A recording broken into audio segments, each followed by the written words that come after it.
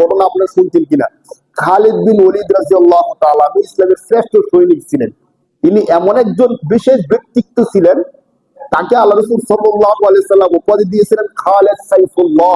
খালেদ, সাইফুল অর্থ তরবারি, আল্লাহ মানে আল্লাহ, তো সাইফুল্লাহ অর্থ আল্লাহর তরবারি। যার কারণে ঘটনা ঘটছে কি, যেহেতু তার নামের উপাধি হয়ে গেছে আল্লাহর তরবারি। কার তরবারি বলেন? আল্লাহর তরবারি। কি সাধারণ নাকি অসাধারণ? স্বাভাবিকভাবে অসাধারণ। উনি যুদ্ধের ময়দানে যাওয়ার পরে এমন হইতো, তিনি বলতেন যে শাহাদাতের তামান্না, শহীদ হয়ে যাওয়ার তামান্না আমার এত বেশি ছিল যে আমি একা হাজার হাজার কাফেরের সৈনিকের ভিতর ঢুকে যেতাম, যে আমি যুদ্ধ করতে থাকবো, তাদেরকে আমি মারতে থাকবো, তারা আমাকে শহীদ করে ফেলবে।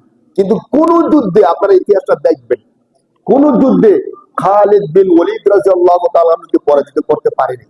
তিনি শেষমেশ সর্বশেষ বিছানায় পড়ে মৃত্যুবরণ করছেন। এমন কোন যুদ্ধ নাই যে যুদ্ধের মধ্যে তিনি বিজয় লাভ করেন। ইসলামের আগে যত যুদ্ধ তিনি করছেন, জয়লাভ করছেন, ইসলামের পরেই মুসলমান হয়ে যত যুদ্ধ আসছেন, সব যুদ্ধের মধ্যে তিনি কি করছেন? বিজয় লাভ করছেন। ইসলামের পূর্বে উহুদের যুদ্ধে কাফেররা বিজয়ী হয়েছিল, মুসলমানরা পরাজয় হয়েছিল। এই কাজটা হয়েছিল খালিদ বিন ওলীদের কারণে। কাজটা কে করছিল? খালিদ বিন ওলীদ। ওনার ব্যাপারে একটা ঘটনা এমন আছে যে একবার ওনাকে পরীক্ষা করার জন্য উনি বলছিল যে আল্লাহ রাসূল সাল্লাল্লাহু আলাইহি সাল্লামের হাদিসগুলোকে আমি এত বেশি বিশ্বাস করি, রাসূল হাদিসের মধ্যে যা যেভাবে বলছে আমি ঠিক সেভাবে তা বিশ্বাস করি। তখন তাকে বলা হলো, আপনার রাসূল তো বলছেন যে এইভাবে এইভাবে কেউ যদি কাজ করে এবং দোয়া যদি কেউ করে, তাহলে বিষক্রিয়া কোন ক্ষতিকর বিষয় কোন কাজ করে না, সমস্যা সৃষ্টি করে না, তখন এটা বিশ্বাস করি।